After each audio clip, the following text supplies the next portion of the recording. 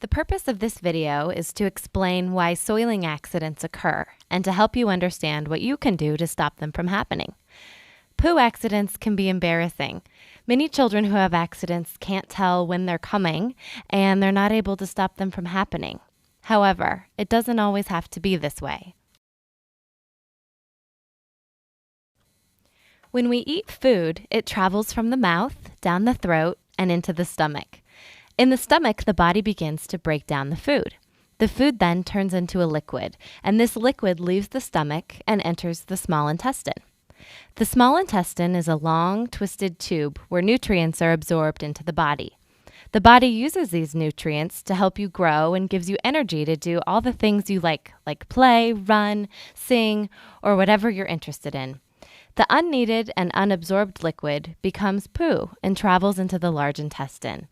Sometimes the large intestine is called the colon. When the poo enters the large intestine, it is liquid. As it travels through the colon, water is absorbed back into the body and the poo becomes more solid. The poo eventually comes to the end of the colon, also known as the rectum. At the very bottom of the rectum is a band of muscle called the anal sphincter. When the poo puts pressure on this muscle, a message is sent to the brain saying it's time to poop. The person then decides if they are going to use the bathroom now or hold it to go later. If the person decides to go, the anal sphincter relaxes and the poo comes out. Problems occur when the person decides to hold it and not go to the bathroom. As the poo sits in the rectum, water continues to be absorbed by the colon and the stools become harder and harder. And as more food is digested, more poo continues to come into the rectum. The rectum grows bigger and bigger, and if this keeps happening, the poo begins to back up into the colon. Eventually, the person finally goes to the bathroom, and the poo is very large and hard. What's worse is that it will hurt to poop. This is called constipation.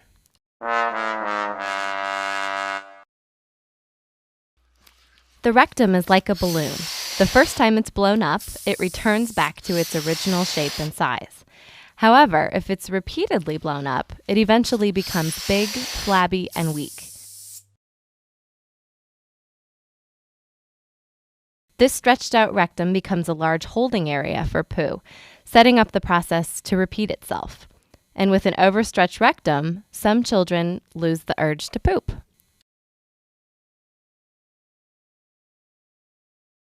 The body then gets sneaky. Remember, when poo first enters the colon, it is liquid. When the new liquid poo meets with the old hard poo, the liquid poo slides through the hard poo and comes out as smears in the underwear. This cannot be controlled and usually is not even felt. Others can tell this has happened by the smell, but children having poo problems many times don't even smell this. The good news is that it doesn't have to be this way. You can stop your body from having accidents with just a few easy steps. The most important thing to do is to sit on the toilet every day and try to have a poop. The best time to sit on the toilet is after eating. Our bodies have a special reflex. When we eat, our stomachs tell our colon to make room by letting the stored poo out. So you should sit on the toilet after breakfast, after lunch, and after dinner. The way you sit on the toilet is important too. Your feet should be flat on the floor. If your feet can't reach the floor, a stepping stool will be needed. This will make it easier to push the poo out. Also, you should sit up straight. Some children like to sit forward. When this is done, only some of the poo will come out. Other children stiffen and cross their legs. This tightens the muscles, and again, not all of the poo will come out. By sitting up straight and relaxing, this will ensure that all the poo comes out each time you go.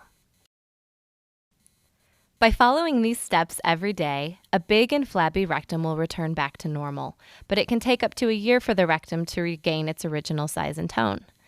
Your parents might be asked to give you medicines to help keep your poo soft and help your body push it out.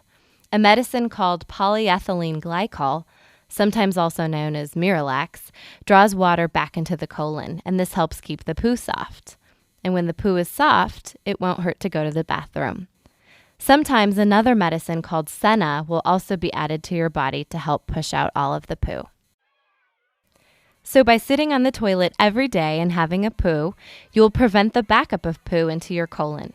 Your stools will stay soft and will be easy to pass. And best of all, there will be no accidents.